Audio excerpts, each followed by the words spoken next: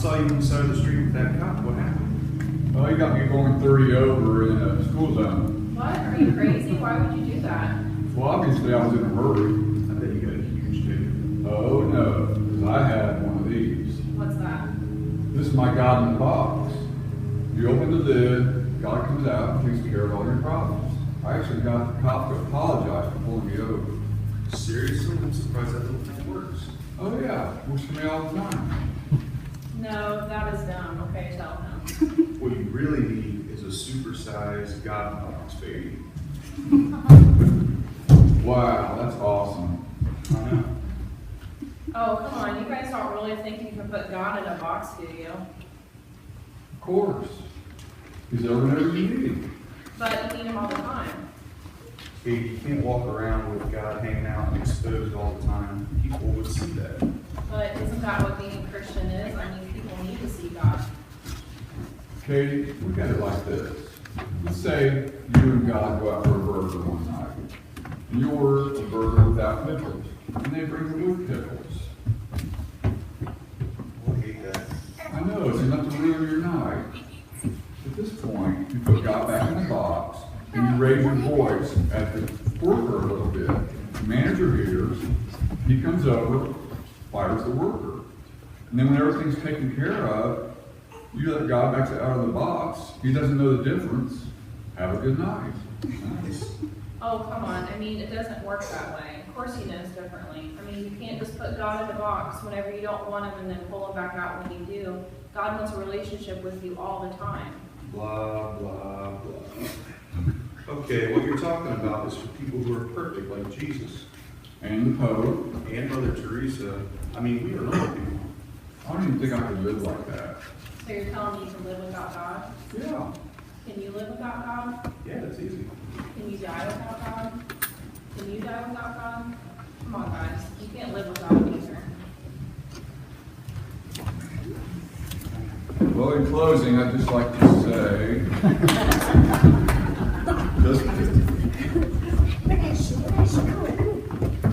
you know, I heard in the news a couple weeks ago that they sent a probe to Mars to look for intelligent life. Why can't they send that thing to Capitol Hill? No guidance system for that. Well, between dance, talk up here, and video, and skit, you guys don't really need me. Everything's pretty much covered. Go ahead, give it But a we'll go shot. ahead for a little while here anyway. After seeing our skit, you can see that Ben and Rob both believe in God, but they don't quite have their priorities in order. Like a lot of people, they only want God in their lives when they want something or they have a problem. Kind of like a genie in a bottle, right? Or God in a box.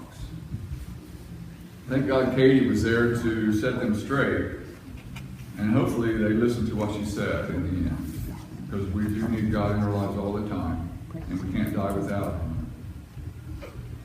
Well, when things are going well in our lives, it's easy to take our eyes off of God and not thank him for the good times. Even though every good thing comes from God, sometimes it's easy to forget. Then when a tragedy or illness or something bad comes along, then we turn to God for help. I'm sure everybody here who's a believer has friends or family members who are non-believers. It would be strange if we didn't. If all your friends are Christians, you're leading a very sheltered life. There will be a day that will happen. But until that glorious day when we're together with God in heaven, we will have non-Christians in our lives. I'm sure this has happened to all of us at one time or another. One of your non-believing friends has a crisis in their life, and they ask you to pray for them or their loved ones or their bad situation. Well, not only should we pray for that situation, but we should also let them know that we're praying for their salvation. I have a couple of co-workers that I've been inviting to church. One girl I invited several times when I was first starting out last year, and she finally just came out right out and said, Bob, they call me Bob at work. She said, Bob, I'm not coming to church. And then, wouldn't you know, a couple of weeks later, her mom was diagnosed with cancer. And who do you think she came to for prayer? She said, Bob, please pray for my mother. She's got cancer. I said, of course I'll pray for your mother. But I didn't invite her to church again, which I probably should have done at that time. Another girl that I work with, she had an accident on her route. And she was afraid that she might get fired. So, of course, who did she come to? Bob and a couple of other believers to pray for her situation, that she wouldn't lose her job. And of course, after she didn't lose her job, that was all forgotten. In the skit, Katie said God wants a relationship with us all the time. And I think everyone here believes that. I can remember as a kid, this is kind of off the subject just a little bit, but I can remember we would go to church. My mom and grandma would bring me to church every week. And my dad would rarely come. But the times when he did come, I guess he thought he could really sing because, buddy, he would sing out and it was embarrassing. He would sing above everybody. And it really embarrassed me because he'd only come to church 2 or 3 times a year. But, buddy, he thought everybody wanted to hear him sing. And that kind of embarrassed me as a kid. It probably wouldn't have as much as if he was a regular pretender. It's a pretty well-known fact that after a disaster like 9/11 or something like a large hurricane or any other natural disaster hits a certain area, the churches in that area are full for a couple of weeks. And then as things get back to normal, people forget God again. And the churches are back to their normal size. I hope I'm not being too negative here, but I'm trying to get across the point to myself and to you that we need God all the time.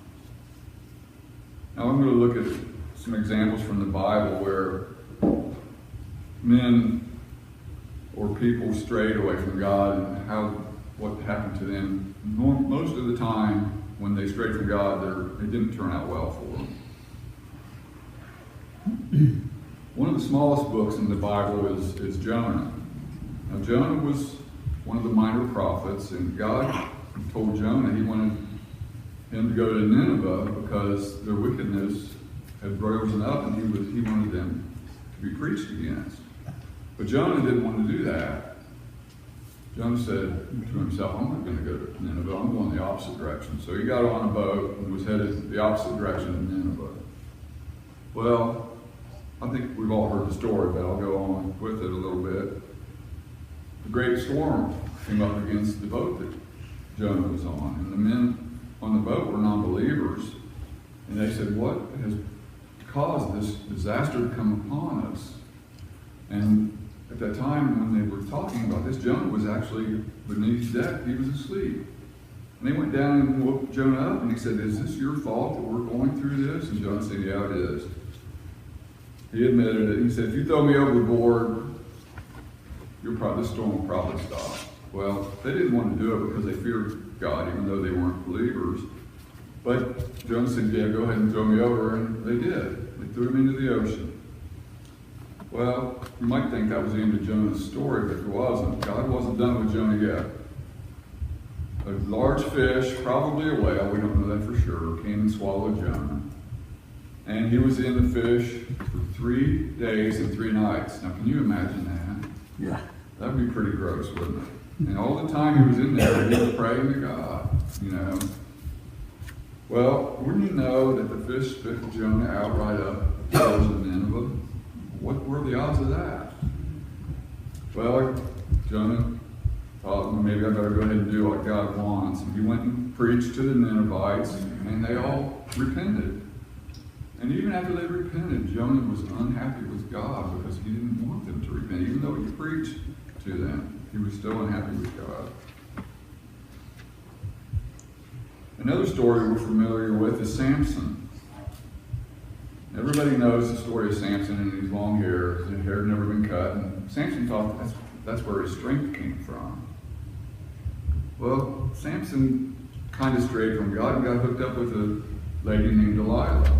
And Delilah was a friend of the Philistines, and the Philistines wanted to kill Samson. So Delilah came to Samson 3 different times and asked, "Where does your strength come from?" And 3 different times he lied to her. And she had gone back to the Philistines, and they found out later that he had lied. And finally, the 4th time, she said, "You have made a fool out of me. Please tell me the truth about where your strength comes from." And Samson, said, "Well, actually, my hair has never been cut, and that's where I get my strength." So he's in his sleep, they cut his hair, and Samson did lose his strength, but I don't think it's because of the hair. I think it was because he had strayed from God. Well, they blinded Samson and threw him in prison. And in the end, Samson prayed to God, and he got his strength back. And the Philistines didn't realize that he had his strength back. And in the end, he killed many of those Philistines with his last breath because he had repented to God and gotten his strength back. In Genesis 18 and 19, we have the story of Sodom and Gomorrah. And both of those cities were destroyed. And the reason they were destroyed because no one righteous could be found there. Both cities had completely strayed from God. They both ended up being destroyed. In Matthew 14, 26 through 33, the story of Jesus walking on the water. Peter saw Jesus walking on the water and said, "Lord, let me walk to you." Jesus said, "Okay." Peter starts walking towards Jesus, and the water was really rough that day. So he took his eyes off of Jesus, and lo and behold, what happened? He started to sink. He took his eyes off Jesus. Jesus, of course, didn't let him go under. He brought him back up. But Peter had taken his eyes off of Jesus, and he began to sink because of that. Another story that I've shared with you before, and this is a parable that Jesus told of the prodigal son. I think we all know that story.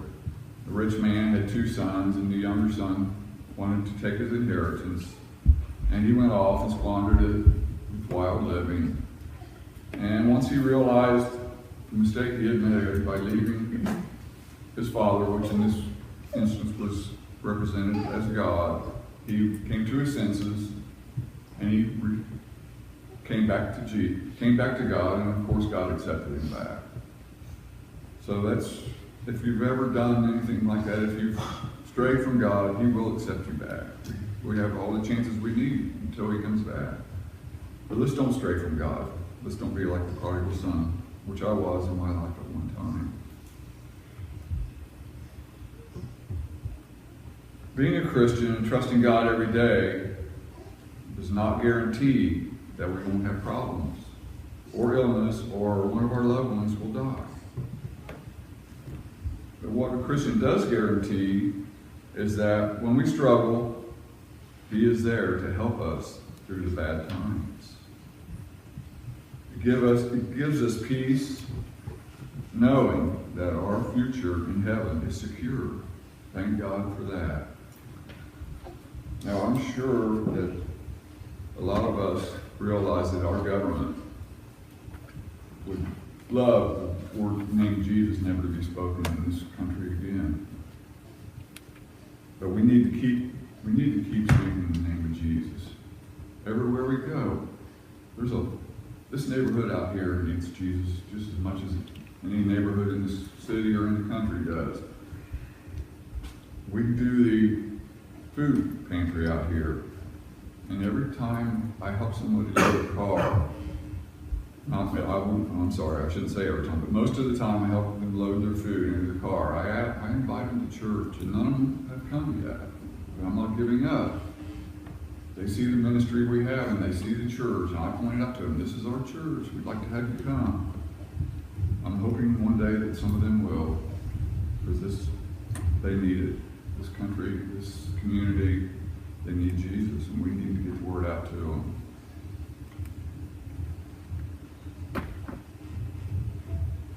If you can identify with the skit we did, and you only have God in your life when you need Him, Think about what Katie said there at the end. Can you die without God? None of us can die without God. That's the saddest thing there is, when one of our friends or loved ones dies without God in their lives. It just makes me so sad and makes me wonder if I could have done more.